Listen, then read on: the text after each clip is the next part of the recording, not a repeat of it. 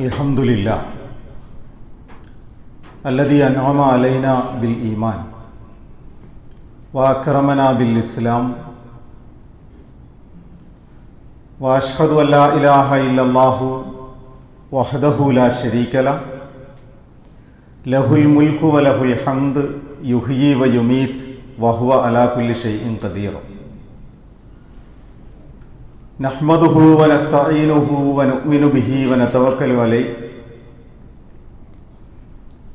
വനഊദു ബില്ലാഹി മിൻ ശുറൂരി അൻഫുസിനാ വമിൻ സയ്യിആതി അഅ്മാലിനാ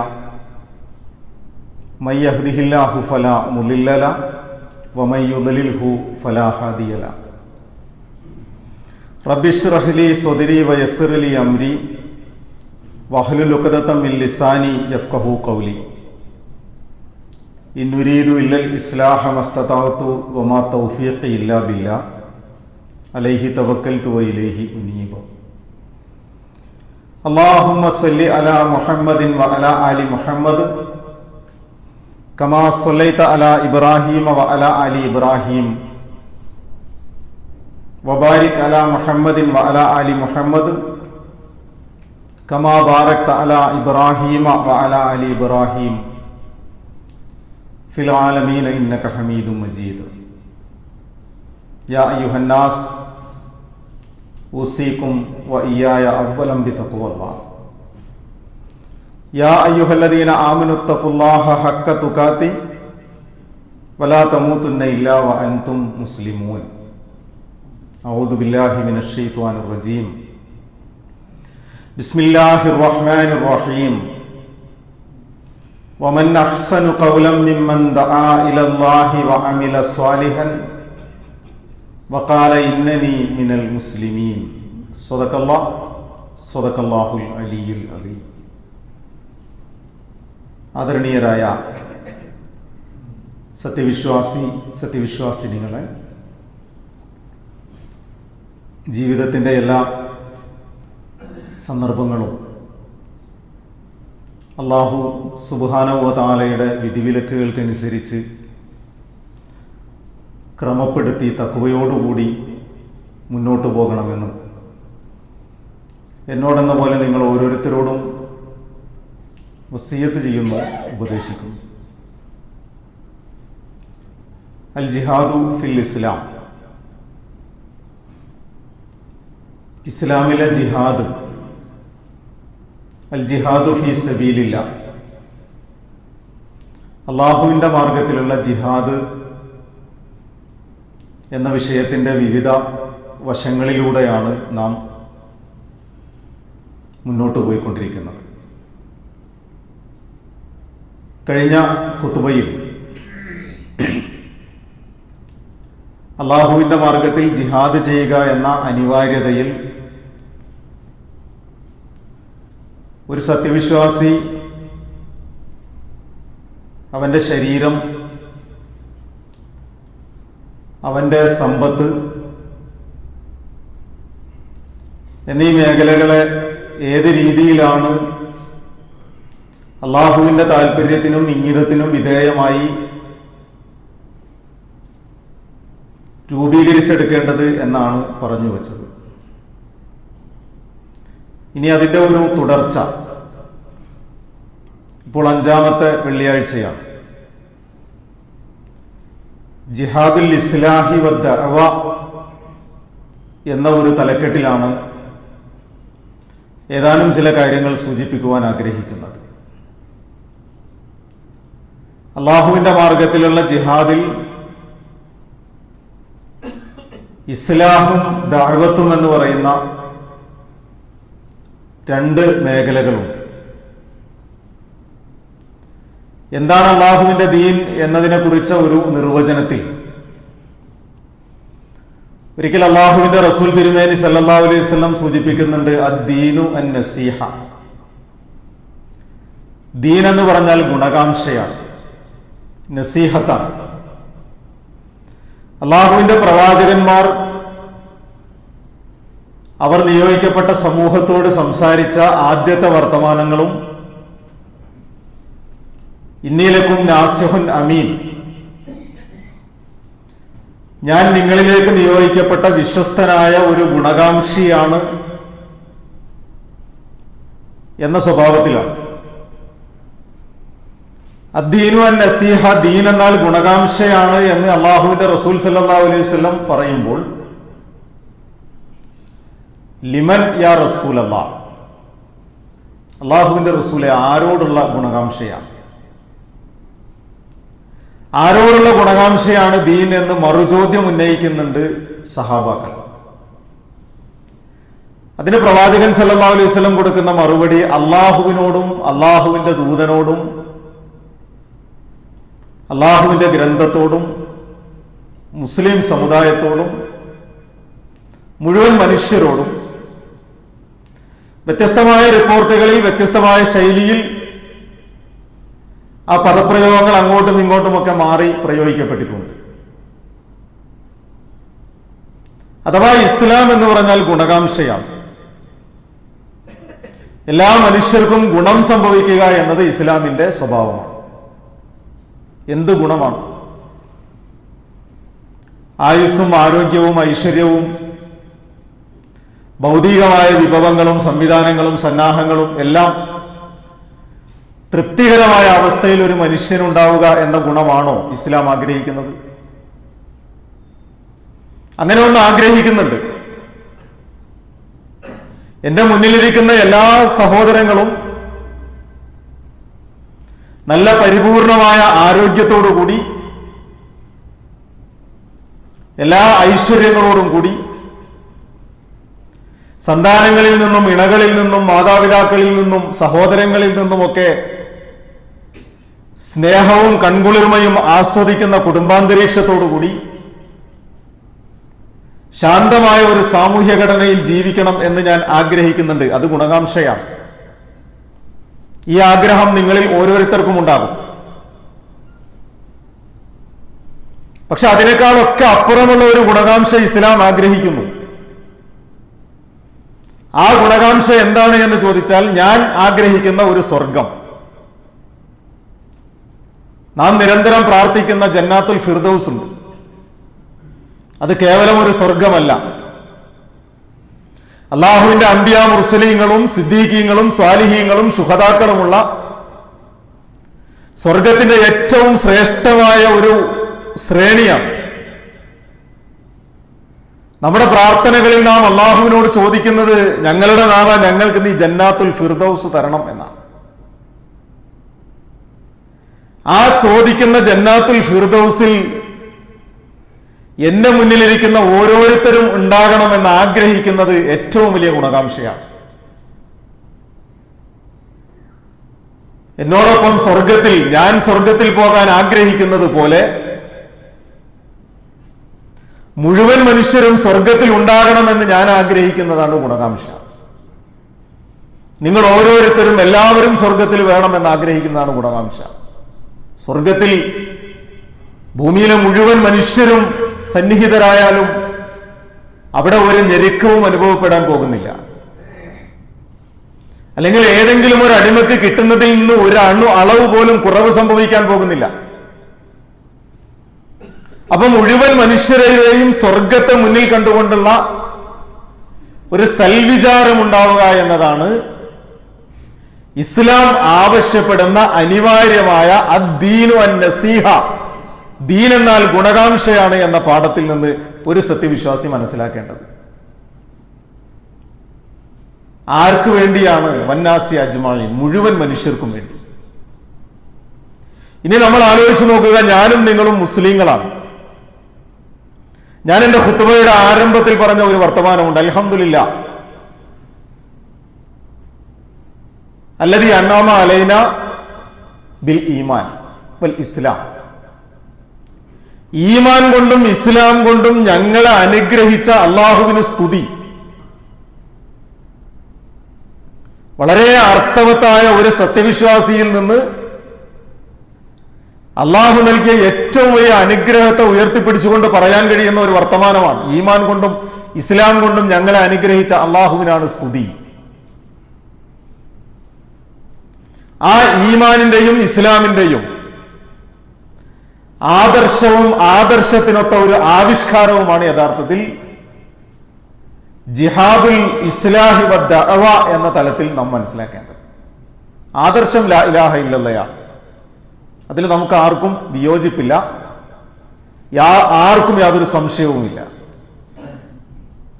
പക്ഷെ ആ ആദർശത്തിന്റെ ആവിഷ്കാരം എങ്ങനെ സംഭവിക്കണം? ലാ ഇലാഹ ഇല്ലല്ലാ എന്നത് മക്കളെ താരാട്ടുപാടി ഉറക്കാൻ, ഉമ്മമാർക്ക് പാട്ടുപാടാൻ വേണ്ടിയിട്ട് പഠിപ്പിക്കപ്പെട്ട പദപ്രയോഗമല്ലല്ലോ.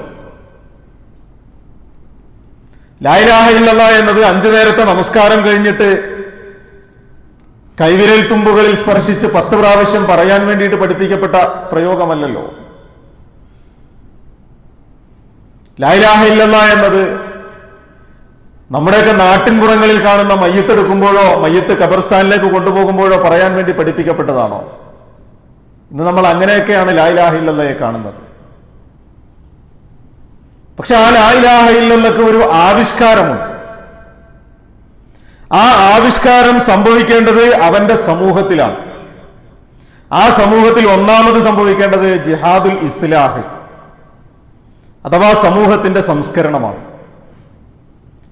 മുസ്ലിം സമൂഹം ഒരൊറ്റ മുസ്ലിം സമുദായത്തിന്റെ സംസ്കരണമാണ്.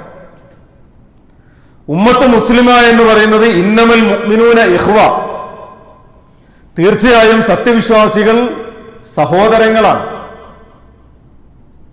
സത്യവിശ്വാസികൾ സഹോദരങ്ങളാണ്. വിശുദ്ധ ഖുർആൻ അല്ലാഹുവിന്റെ റസൂൽ തിരുമേനി സല്ലല്ലാഹു അലൈഹി വസല്ലം പറയുന്നു, സത്യവിശ്വാസികൾ ഒരു കെട്ടിടം പോലെയാണ്, കൽ ബുനിയാൻ യശുദ്ധ ബഅ്ലുഹാ ബഅ്ൽ. എന്നിട്ടിങ്ങനെ കൈവിരൽ ഇങ്ങനെ കോർത്ത് പിടിച്ചിട്ട് പറഞ്ഞു, അതിന്റെ ഓരോ ഇഷ്ടികകളും, ഒരു കെട്ടിടത്തിന്റെ ഓരോ ഇഷ്ടികകളും മറ്റ് ഇഷ്ടികകളെ ബലപ്പെടുത്തുന്നത് പോലെ സത്യവിശ്വാസികൾ പരസ്പരം ബലപ്പെടുത്തും. ഒരു ഇഷ്ടികക്ക് ബലക്ഷയം ഉണ്ടായാൽ അത് കെട്ടിടത്തിനെ ബാധിക്കും. സത്യവിശ്വാസികൾ ഒരു ശരീരം പോലെയാണ്. ശരീരത്തിന്റെ ഏതെങ്കിലും ഒരു അവയവത്തിന് അസുഖം ബാധിച്ചു കഴിഞ്ഞാൽ അസുഖബാധിതനായ മനുഷ്യന് കിലോമീറ്ററുകൾ താണ്ടാൻ സാധ്യമല്ല, ഭാരമുയർത്താൻ സാധ്യമല്ല, പണിയെടുക്കാൻ സാധ്യമല്ല. അപ്പോൾ ആ മനുഷ്യൻ എന്തു വേണം? അയാളുടെ ശരീരത്തിന് ബാധിച്ച അസുഖത്തെ ഏത് രീതിയിലാണോ ചികിത്സിച്ച് ആരോഗ്യത്തിലേക്ക് വീണ്ടെടുക്കേണ്ടത്, ആ പണി ആ മനുഷ്യൻ ആദ്യം നിർവഹിക്കണം. അഥവാ ഇസ്ലാമിക സമൂഹം എന്ന് പറയുന്നത്, ഉമ്മത്ത് മുസ്ലിമ എന്ന് പറയുന്നത് ലാ ഇലാഹ ഇല്ലല്ലയുടെ ആവിഷ്കാരം ഈ ഭൂമിയിൽ നിർവഹിക്കേണ്ട ഒരു സമൂഹമാണ്. ആ സമൂഹത്തിന് അതിൻ്റെതായ യോഗ്യതയും കഴിവും ആന്തരികമായ ഭദ്രതയും ഉണ്ടാകണം. അത് എവിടെയെങ്കിലും ചോർന്നു പോകുന്നുണ്ടെങ്കിൽ, എവിടെയെങ്കിലും അസുഖം ബാധിക്കുന്നുണ്ട് എങ്കിൽ, എവിടെയെങ്കിലും ദൗർബല്യം ഉണ്ടാകുന്നുണ്ട് എങ്കിൽ കേടായ വാഹനവുമായി നമുക്ക് യാത്ര മുന്നോട്ട് കൊണ്ടുപോകാൻ സാധ്യമല്ല. ആ വാഹനത്തിന്റെ, ഈ ഉമ്മത്ത് മുസ്ലിമയാകുന്ന വാഹനത്തിന്റെ കേടുപാടുകൾ തീർത്തതിന് ശേഷം, പഞ്ചറൊട്ടിച്ചതിന് ശേഷം മാത്രമേ ആ വാഹനം മുന്നോട്ട് പോകൂ.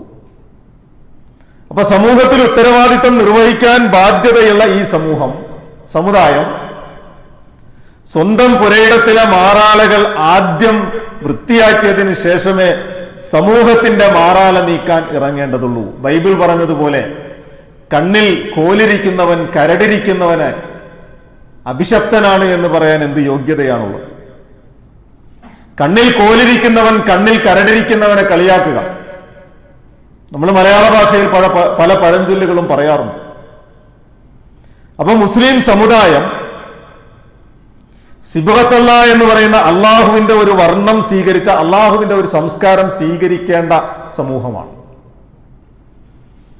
അവരുടെ ആ നിറം മങ്ങിപ്പോകുന്നുണ്ട് എങ്കിൽ, ചില തുണിയൊക്കെ നരബാധിക്കുന്നത് പോലെ നരക്കുമല്ലോ, ആ തുണിയൊക്കെ നരച്ചതിന്റെ കളറ് വേറൊന്നായി പോകും എന്നതുപോലെ ചിലപ്പോൾ മുസ്ലിം സമൂഹത്തിന്റെ സമുദായത്തിന്റെ നിറം മാറിപ്പോകും, അള്ളാഹുവിന്റെ സംസ്കാരത്തിൽ നിന്ന് മാറിപ്പോകും.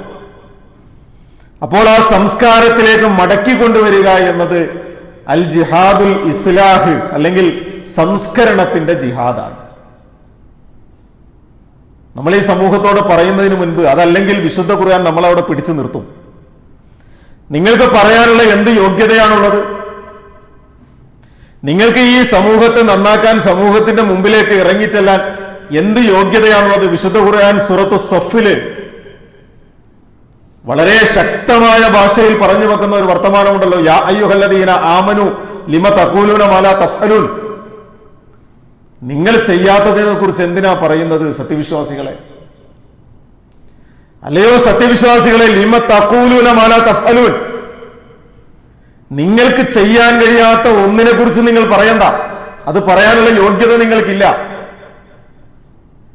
നിങ്ങൾക്ക് ഈ സമൂഹത്തിന്റെ മുമ്പിൽ ഏതെങ്കിലും ഒരു തെറ്റ് ചൂണ്ടിക്കാണിക്കണമെങ്കിൽ,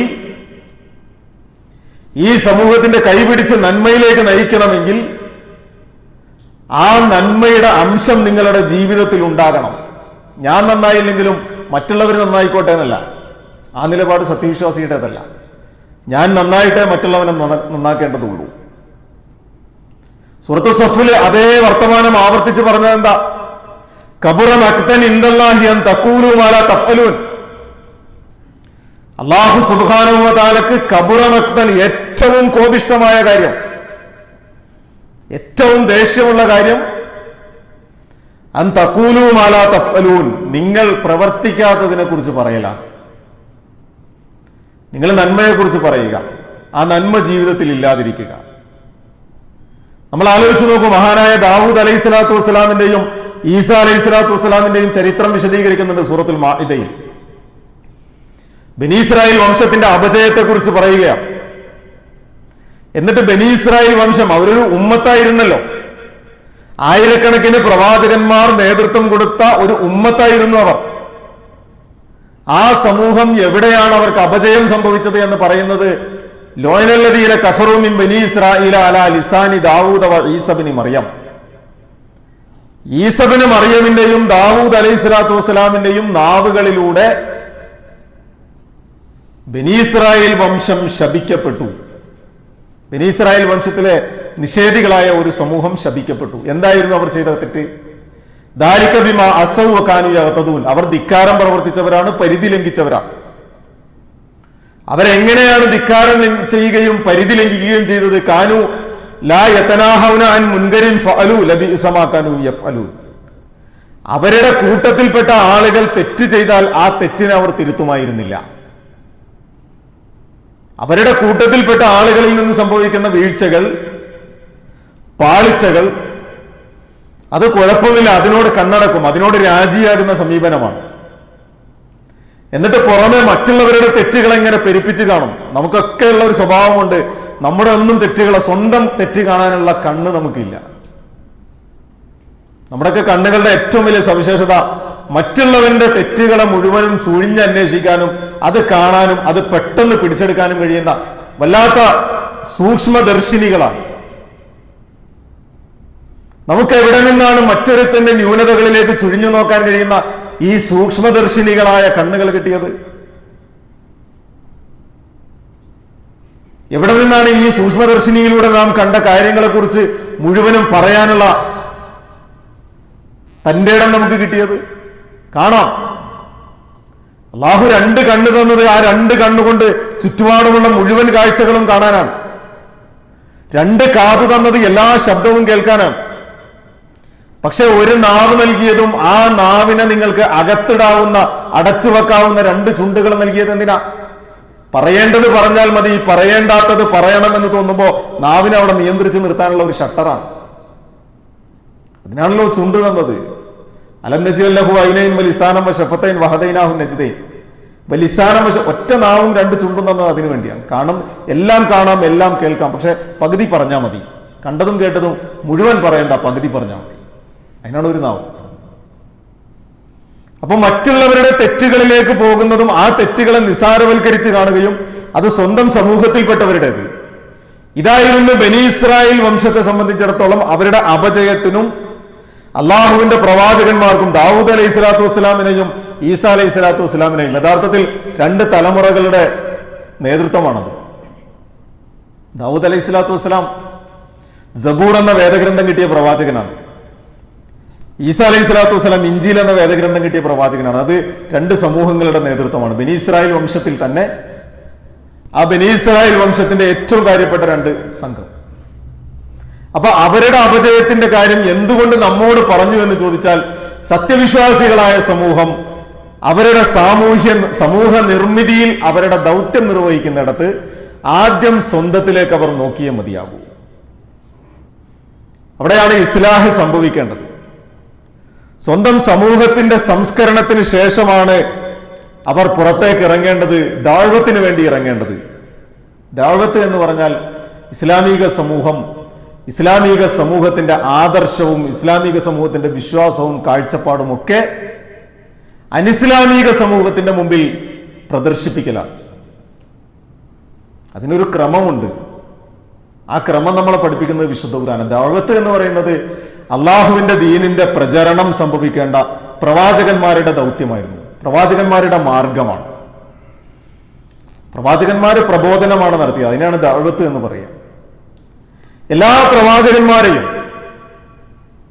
അല്ലാഹു സുബ്ഹാനഹു വ തആല സത്യവിശ്വാസികളോട് പറയും, ഇദൂ ഇലാ സബീലി റബ്ബിക ബിൽ ഹിക്മതി വൽ മൗഇലത്തിൽ ഹസന. നിങ്ങൾ സദുപദേശം കൊണ്ടും യുക്തിഭദ്രമായ കാര്യങ്ങൾ സമർപ്പിച്ചുകൊണ്ടും നിങ്ങൾ ജനങ്ങളെ അള്ളാഹുവിന്റെ മാർഗത്തിലേക്ക്. ഹിക്മത്ത് എന്ന് പറഞ്ഞാൽ തന്ത്രം എന്ന് മാത്രമല്ല അർത്ഥം. ഹിക്മത്ത് എന്ന് പറഞ്ഞാൽ ഏതൊരു മനുഷ്യന്റെയും യുക്തിക്കും ബുദ്ധിക്കും ചിന്തക്കും കാഴ്ചപ്പാടിനും നിരക്കുന്ന പ്രകൃതിപരമായ അറിവാണ്. നിങ്ങൾ അള്ളാഹുവിലേക്ക് ജനങ്ങളെ ക്ഷണിക്കേണ്ടത് അങ്ങനെയാണ്.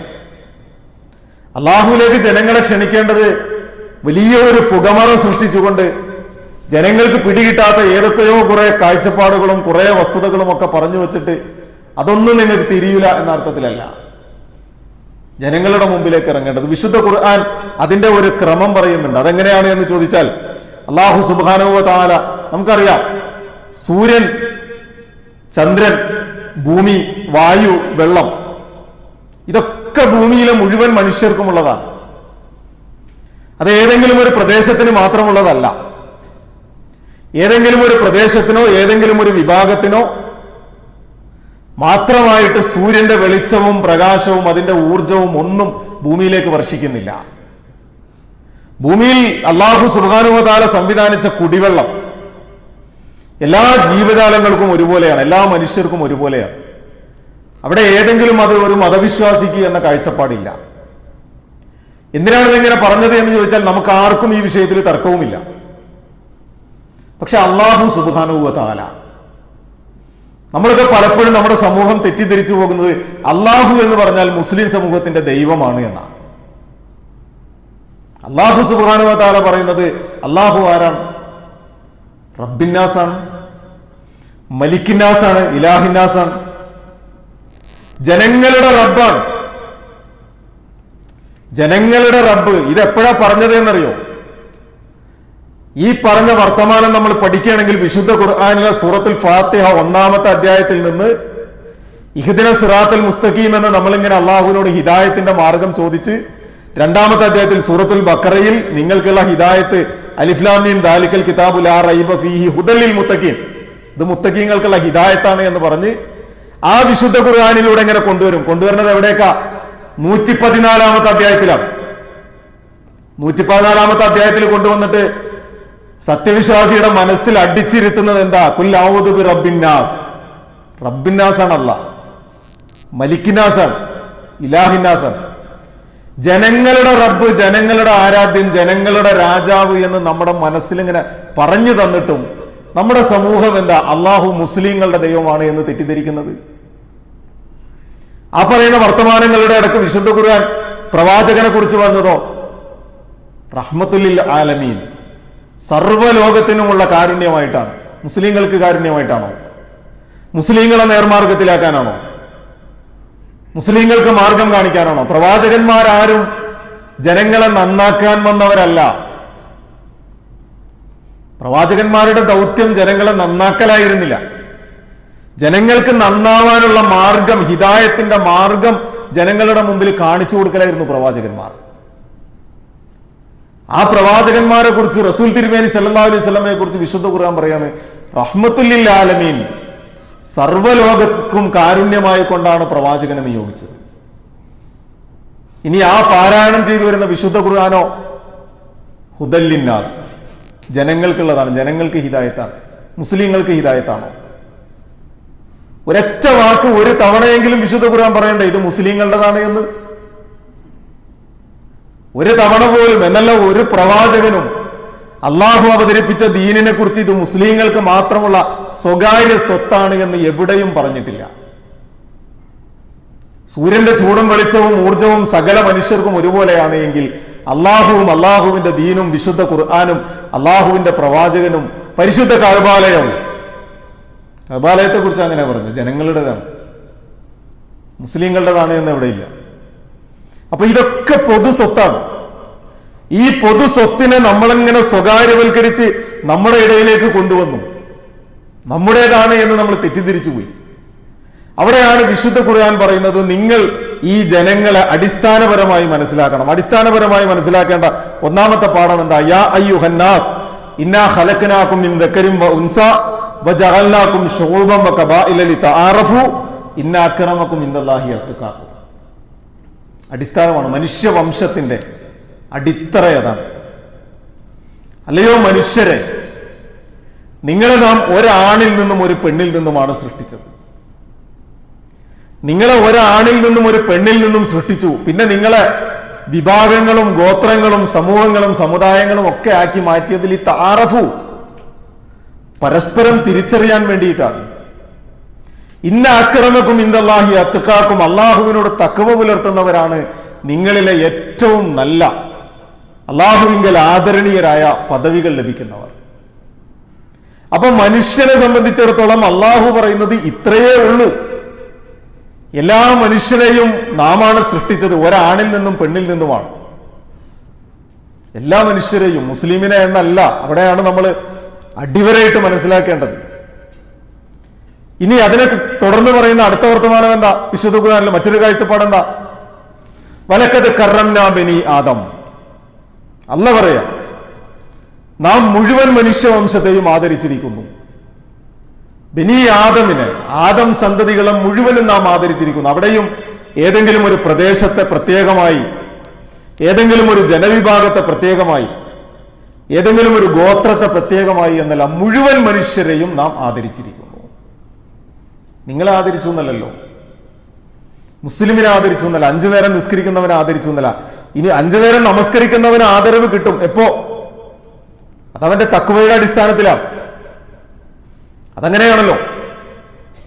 ഒരേ കർമ്മം ഒരുപക്ഷെ പല ആളുകൾ ഒരേ സഫിൽ നിന്ന് നമസ്കരിക്കുന്ന 100 മനുഷ്യരുണ്ട് എങ്കിൽ ആ 100 മനുഷ്യരുടെയും കർമ്മങ്ങൾ അള്ളാഹു ഒരുപോലെ സ്വീകരിക്കൂല. ചിലരുടെ നമസ്കാരം അള്ളാഹു സ്വീകരിക്കും, ചിലരുടേതിന് മൂല്യം കൂടും, വേറെ ചിലരുടേത് അള്ളാഹു തള്ളിക്കളയും, തിരസ്കരിക്കും. അത് ആ നമസ്കരിക്കുന്ന മനുഷ്യൻ ഒരേ സഫിൽ നിന്നു, ഒരേ സമയത്ത് നിന്നു, ഒരേ പൈപ്പിൽ നിന്ന് ഒന്നുമെടുത്തു, ഇതൊന്നും പറഞ്ഞിട്ട് കാര്യമില്ല. ആ നിൽക്കുന്ന ആളുകളുടെ മാനസികാവസ്ഥയും അവരുടെ ആരാധനയിൽ അവർ ഉൾക്കൊള്ളുന്ന ചൈതന്യവും അനുസരിച്ചാണ് ഇരിക്കുക. തഖ്വയുടെ അടിസ്ഥാനത്തിലാണ്, തഖ്വയുടെ അടിസ്ഥാനത്തിലുള്ള പരിഗണനയുണ്ടാകും. പക്ഷെ പൊതുവായിട്ട് പറയുമ്പോൾ അല്ലാഹു സുബ്ഹാനഹു വ തആല പറയുന്നത് വലഖദ് കറംനാ ബനി ആദം, നാം മനുഷ്യവംശത്തെ മുഴുവനും ആദരിച്ചിരിക്കുന്നു. അപ്പൊ ഇസ്ലാമിക പ്രബോധനം ആരംഭിക്കുന്നത് എവിടെ നിന്നാണ്? മനുഷ്യരെല്ലാം ഒരാണിൽ നിന്നും ഒരു പെണ്ണിൽ നിന്നും സൃഷ്ടിക്കപ്പെട്ടവരാണ് എന്ന ബോധത്തിൽ നിന്ന്, മനുഷ്യരെ എല്ലാം സൃഷ്ടാവായ റബ്ബ് ആദരിച്ചിരിക്കുന്നു എന്ന തിരിച്ചറിവിൽ നിന്ന്. നമ്മളൊന്ന് ആലോചിച്ച് നോക്കൂ, വേദക്കാരായ ആളുകളെ പരിചയപ്പെടുത്തുന്നിടത്ത് വിശുദ്ധ ഖുർആൻ സൂറത്ത് ആൽ ഇംറാനിൽ പറയുന്ന ഒരു വർത്തമാനം, കുലിയ അഹ്ലൽ കിതാബ്, അഹ്ലി കിതാബുകാരോട് പറയുക, തൗറാത്തിന്റെയും ഇഞ്ചീലിന്റെയും ഒക്കെ ആളുകളായ ജൂത ക്രൈസ്തവ സമൂഹത്തോട് പറയണം. എന്താണ് പറയേണ്ടത്? താലൗല കലിമത്തിൻ സവാഇൻ ബൈനനാ വ ബൈനക്കും, നമുക്കും നിങ്ങൾക്കും ഇടയിലെ തുല്യമായ ഒരു വർത്തമാനത്തിലേക്ക് നിങ്ങൾ വരിക. നമുക്കും നിങ്ങൾക്കും ഇടയിൽ തുല്യമായ ചില വർത്തമാനങ്ങളുണ്ട്. എന്താണ് ആ തുല്യമായ വർത്തമാനം? ഞാൻ നേരത്തെ പറഞ്ഞതുപോലെ സൂര്യനും ചന്ദ്രനും ഭൂമിയും വായുവും വെള്ളവും പോലെ സൃഷ്ടാവിനെ കുറിച്ചും പറയുക. എന്നിട്ട് ആ സൃഷ്ടാവ് അല്ലാ നഅ്ബുദ ഇല്ലല്ലാ വലാ നുശ്രികു ബിഹി ശൈഅ, ഞങ്ങൾ അല്ലാഹു അല്ലാത്ത ആരെയും ആരാധിക്കുന്നില്ല, അല്ലാഹുവിൽ ആരെയും പങ്കുചേർക്കുന്നില്ല. വലാ യത്തഖിദ ബഅലുനാ ബഅലൻ അർബാബൻ മിൻ ദൂനില്ലാ, അല്ലാഹു അല്ലാത്ത, അല്ലാഹുവിനെ കൂടാതെ ഞങ്ങളിൽ നിന്ന് ചിലരെ ഞങ്ങൾ അർബാബുകളായി, റബ്ബുകളായി സ്വീകരിക്കുന്നില്ല. അഥവാ ഒരു സൃഷ്ടാവുണ്ട്. ആ സൃഷ്ടാവിന്റെ നിയന്ത്രണത്തിലും ആ സൃഷ്ടാവിന്റെ ആസൂത്രണത്തിലുമാണ് ഈ പ്രപഞ്ചവും പ്രകൃതിയും നിലനിൽക്കുന്നത്, സകലമാന ചരാചരങ്ങളും നിലനിൽക്കുന്നത്. ആ സൃഷ്ടാവിന് വിധേയപ്പെടുക എന്ന് പറയുന്ന ഒരു പൊതുവായ ധാരണ, ആ ധാരണയെക്കുറിച്ച് അവരോട് പറഞ്ഞതിന് ശേഷം അല്ലാഹു സുബ്ഹാനഹു വ തആല പറഞ്ഞു, ഫഇൻ തവല്ലൗ, നിങ്ങൾ നിർവഹിക്കുന്ന ദൗത്യം നിങ്ങൾ നിർവഹിച്ച് നിങ്ങൾ പറയാനുള്ളത് പറഞ്ഞതിന് ശേഷം, നിങ്ങൾ ഈ വെളിച്ചം കാണിച്ചു കൊടുത്തതിന് ശേഷം ആ വെളിച്ചത്തിന്റെ നേരെ കണ്ണടക്കുന്നവരുണ്ടാകാം. ഫൈൻ തവല്ലൗ, അവർ കണ്ണടക്കുകയാണെങ്കിൽ, പിന്തിരിഞ്ഞു കളയുകയാണെങ്കിൽ, ഫഖൂലു, അപ്പോൾ നിങ്ങൾ പറയണം, നിങ്ങൾ നിങ്ങളുടെ നിലപാട് വ്യക്തമാക്കണം, നിങ്ങൾ നിങ്ങളുടെ അഭിപ്രായം നിങ്ങളോട് തീർത്ത് പറയേണ്ടത് ഫഖൂലു ഷ്ഹദൂ ബി അന്നാ മുസ്ലിമൂൻ, ഞങ്ങൾ മുസ്ലിങ്ങളാണ് എന്ന് സാക്ഷ്യം വഹിച്ചേക്കണം. ഞങ്ങൾ മുസ്ലിങ്ങളാണ് എന്ന് നിങ്ങൾ സാക്ഷ്യം വഹിക്കണം. എന്തുകൊണ്ടാണ് അങ്ങനെ പറയുന്നത്? ഒരു മുസ്ലിം ആ മുസ്ലിമിന്റെ ദൗത്യം നിർവഹിച്ചു കഴിയുമ്പോൾ അള്ളാഹുവിനെ അവന് പരിചയപ്പെടുത്തിയതിനു ശേഷം അള്ളാഹുവിന്റെ ദീൻ എന്ന് പറയുന്ന നമ്മൾ തെറ്റിദ്ധരിച്ച് സ്വകാര്യ സ്വത്താണ് എന്ന് കരുതി മാറ്റിവെച്ച സംഗതിയെ ഒരു പൊതു സ്വത്താണ് എന്ന് ഈ സമൂഹത്തിന്റെ മുമ്പിൽ ബോധ്യപ്പെടുത്തിയതിനു ശേഷം കണ്ണടക്കുന്നവർക്കും പിന്തിരിഞ്ഞു പോകുന്നവർക്കും പോകാം. അത് സ്വാതന്ത്ര്യമാണ്. അവിടെയാണ് വിശുദ്ധ ഖുർആൻ മറ്റൊരിടത്ത് പറയുന്നത്, വമൻ അഹ്സനു ഖൗലൻ മിമ്മൻ ദആ ഇലല്ലാഹ്, ഭൂമിയിൽ ഏറ്റവും നല്ല വർത്തമാനം പറഞ്ഞവൻ ആരാണ്? ഏറ്റവും നല്ല വർത്തമാനം. നമ്മൾ ചില പ്രഭാഷണങ്ങളും ചില പാട്ടുകളും ചില വർത്തമാനങ്ങളും നമ്മെ ആശ്വസിപ്പിക്കുന്ന ചില സൗഹൃദത്തിന്റെ ഇടപെടലുകളും ഒക്കെ ഉണ്ടാകുമ്പോൾ നമ്മൾ പറയാറില്ല, എത്ര മനോഹരമാണ് ആ സംസാരം എന്നൊക്കെ. അല്ലാഹു സുബ്ഹാനഹു വ തആല പറയുന്നു, ഏറ്റവും സുന്ദരമായ വർത്തമാനം നടത്തിയതാരാണ്? വമൻ അഹ്സനു ഖൗലൻ മിമ്മൻ ദആ ഇലല്ലാഹി വഅമില സ്വാലിഹൻ, അല്ലാഹുവിലേക്ക് ക്ഷണിക്കുകയും അല്ലാഹുവിനെ കുറിച്ച് പറയുകയും അല്ലാഹുവിലേക്ക് ക്ഷണിക്കുകയും എന്നിട്ട് സൽക്കർമ്മം ചെയ്യുകയും ചെയ്തവർ. ആ സൽക്കർമ്മം ചെയ്യുന്നതോടൊപ്പം വഖാല ഇന്നനീ മിനൽ മുസ്ലിമീൻ, ഞങ്ങൾ മുസ്ലിങ്ങളിൽപ്പെട്ടവരാണ്, ഞാനൊരു മുസ്ലിമാണ് എന്ന് പറയാൻ മടിയില്ലാത്ത, അള്ളാഹുവിനെ പരിചയപ്പെടുത്തി അള്ളാഹുവിലേക്ക് ക്ഷണിച്ച് നന്മ ചെയ്ത് ഞാനൊരു മുസ്ലിമാണ് എന്ന് സ്വയം സാക്ഷ്യപ്പെടുത്തുന്ന സെൽഫ് അറ്റസ്റ്റേഷൻ നടത്തുന്ന ഒരു മനുഷ്യൻ, അവനേക്കാൾ നല്ല വർത്തമാനം പറഞ്ഞവൻ ഈ ഭൂമിയിൽ മറ്റാരുണ്ട് എന്ന് വിശുദ്ധ ഖുർആൻ ചോദിക്കുന്നുണ്ട്. യാ അയ്യുഹന്നാസ് ഉബ്ദു റബ്ബക്കും, അല്ലയോ ജനങ്ങളെ, സൂറത്തുൻ നിസാ, യാ അയ്യുഹന്നാസ്, അല്ലയോ ജനങ്ങളെ, ഉബ്ദു റബ്ബക്കും അല്ലദീ ഖലഖക്കും മിൻ നഫ്സിൻ വാഹിദ, നിങ്ങളെ ഒരൊറ്റ ആത്മാവിൽ നിന്ന് സൃഷ്ടിച്ച് വഖലഖ മിൻഹാ സൗജഹാ വബസ്സ മിൻഹുമാ റിജാലൻ കസീറ, ആ ഒരാണിൽ നിന്നും ഒരു പെണ്ണിൽ നിന്നും നിങ്ങളെ ഇണകളായി ഈ ഭൂമിയിൽ വ്യാപിപ്പിച്ച അള്ളാഹു ഉണ്ടല്ലോ, ആ റബ്ബിനെ നിങ്ങൾ ഇബാദത്ത് ചെയ്യണം. യാ അയ്യുഹന്നാസ് ഉബ്ദു റബ്ബക്കും അല്ലദീ ഖലഖക്കും വല്ലദീന മിൻ ഖബലിക്കും ലഅല്ലക്കും തത്തഖൂൻ, നിങ്ങളും നിങ്ങൾക്ക് മുമ്പുള്ളവരെയും സൃഷ്ടിച്ച റബ്ബിനെ നിങ്ങൾ ഇബാദത്ത് ചെയ്യണം. ഇങ്ങനെ അടിക്കടി വിശുദ്ധ ഖുർആൻ പറയുന്നുണ്ട്. ഈ പറയുന്ന വർത്തമാനം ആരോട് പറയാനുള്ളതാണ്? 5 നേരം നമസ്കരിക്കുന്ന മുസ്ലിമിനോടുള്ള നിർദ്ദേശമാണോ? 5 നേരം നമസ്കരിക്കുന്ന ഒരു മുസ്ലിമിനോട് കൈകെട്ടി എന്നിട്ട് ഇന്ന സ്വലാത്തി വ നുസുക്കി വ മഹ്യായ വ മമാത്തി ലില്ലാഹി റബ്ബിൽ ആലമീൻ എന്ന് പറയുന്ന മനുഷ്യനല്ലേ അവൻ? എന്റെ നമസ്കാരവും എന്റെ ആരാധനകളും എന്റെ ജീവിതവും എന്റെ മരണവും എന്റെ സകലമാന ഇടപാടുകളും എന്റെ കൊള്ളക്കൊടുക്കുകൾ മുഴുവൻ സർവാധിനാഥനായ റബ്ബ് സുബ്ഹാനഹു വ തആലക്കാണ് എന്ന് 5 നേരവും ഉള്ളിൽ തട്ടിയോ തട്ടാതെയോ അള്ളാഹുവിനോട് ഏറ്റുപറഞ്ഞുകൊണ്ടിരിക്കുന്നവനല്ലേ സത്യവിശ്വാസി? അവനോട് നീ വീണ്ടും പറയണോ നീ നിന്റെ റബ്ബിനെ ഇബാദത്ത് ചെയ്യണമെന്ന്? വിശുദ്ധ റമളാനിൽ നോമ്പെടുക്കുന്ന ഒരു മനുഷ്യനോട് വീണ്ടും പറയണോ നീ നിന്റെ റബ്ബിനെ ഇബാദത്ത് ചെയ്യണമെന്ന്? അവിടെ വിശുദ്ധ ഖുർആൻ നമ്മുടെ മുമ്പിൽ വരച്ചു വെക്കുന്ന ചില ഉത്തരവാദിത്തങ്ങളുടെ ഒരു നീണ്ട പട്ടികയുണ്ട്. ആ പട്ടികയിൽ ഞാൻ തുടക്കത്തിലേ പറഞ്ഞു വെച്ചതുപോലെ അദ്ദീനു അൻ നസീഹ എന്ന് പറയുന്ന ഗുണകാംക്ഷികളായി മാറിത്തീരുന്ന അള്ളാഹുവിന്റെ പ്രവാചകന്മാർ സമൂഹത്തിന്റെ ഗുണകാംക്ഷികളായിരുന്നു. അള്ളാഹുവിന്റെ പ്രവാചകന്മാരുടെ പിന്മുറക്കാരായ സത്യവിശ്വാസികളും ഗുണകാംക്ഷികളായി മാറണം. എത്രത്തോളം എന്ന് വച്ചാൽ സൂറത്തുൻ നാസിആത്ത് മഹാനായ മൂസ അലൈഹി സ്വലാത്തു വസ്സലാമിന്റെ ചരിത്രം. ഫിർഔൻ ജനങ്ങളെ മുഴുവനും അടിമപ്പാളയങ്ങളിൽ ചങ്ങലയിൽ ബന്ധിച്ചിരിക്കുന്നു. ബനി ഇസ്രായേൽ വംശത്തെ മുഴുവൻ അവരുടെ പൗരത്വം ചോദ്യം ചെയ്തിരിക്കുന്നു. അവരിലെ ആൺകുട്ടികളെ കൊന്നൊടുക്കിയിരിക്കുന്നു. പെൺകുഞ്ഞുങ്ങളെ ജീവിക്കാൻ വിട്ടിരിക്കുന്നു. ഞാനാണ് റബ്ബ് എന്ന് പറഞ്ഞിരിക്കുന്നു. ഞാനല്ലാത്ത ഒരു റബ്ബ് നിങ്ങൾക്കുണ്ടോ എന്ന് ചോദിച്ചിരിക്കുന്നു. അവരുടെ എല്ലാ അവകാശങ്ങളും നിഷേധിച്ചിരിക്കുന്നു. ആ അവകാശങ്ങളൊക്കെയും നിഷേധിച്ചിട്ടുള്ള ലോകം കണ്ട ഏറ്റവും വലിയ സ്വേച്ഛാധിപതി നരേന്ദ്രമോദി അമിത്ഷായോ ഒന്നല്ലല്ലോ. അവരെക്കാളൊക്കെ എത്രയോ മുകളിലാ ഫിർഔനുള്ളത് എന്നറിയോ? ജനങ്ങളുടെ എല്ലാ അവകാശങ്ങളും കവർന്നെടുത്തു. കാർഷിക ഭൂമി നശിപ്പിച്ചു, സാമ്പത്തിക സ്രോതസ്സുകൾ നശിപ്പിച്ചു. സാന്ദർഭികമായി ചേർത്ത് വെക്കേണ്ട ഒരുപാട് സംഗതികളുണ്ട്. ഇതൊക്കെ തകർത്തെറിഞ്ഞ ഈ ഫിർഔനിന്റെ മുമ്പിലേക്ക് മൂസ അലൈഹി സ്വലാത്തു വസ്സലാമിനെ പറഞ്ഞേക്കുന്ന വർത്തമാനം പറയുമ്പോൾ അള്ളാഹ് പറഞ്ഞത് ഫകുൽ ഹല്ലക ഇലാ അൻ തസക്ക, അവനോട് പോയി പറയും നന്നായി കൂടെ എന്ന് ചോദിക്കും. ആരോട്? ഫിർഔനിനോട്. ഫകുൽ, നീ പറയുക, ഹല്ലക ഇലാ അൻ തസക്ക. ആ വർത്തമാനം ഇത്രയേ ഉള്ളൂ, നിനക്ക് നന്നായിക്കൂടെ. ആരോടാണ് ചോദിക്കുന്നത്? ഫിർഔനിനോടാണ്. നിനക്ക് നന്നായിക്കൂടെ, നിനക്ക് നന്നാവാൻ ആഗ്രഹമുണ്ട് എങ്കിൽ നിന്റെ റബ്ബിലേക്കുള്ള വഴി ഞാൻ കാണിച്ചു തരാം. എന്റെ റബ്ബിലേക്ക് എന്നല്ല. മൂസ അലൈഹി സ്വലാത്തു വസ്സലാം പ്രവാചകനാണല്ലോ. ആ പ്രവാചകനോടൊരു ഏകാധിപതിയുടെ മുമ്പിൽ ചെന്നിട്ട് പറയാൻ പറയുന്നത് നിനക്ക് നന്നായിക്കൂടെ എന്ന് ചോദിക്കുക. ആ ചോദ്യത്തിൽ എന്റെ റബ്ബിലേക്ക് നിനക്ക് വഴി കാണിക്കാമെന്നല്ല,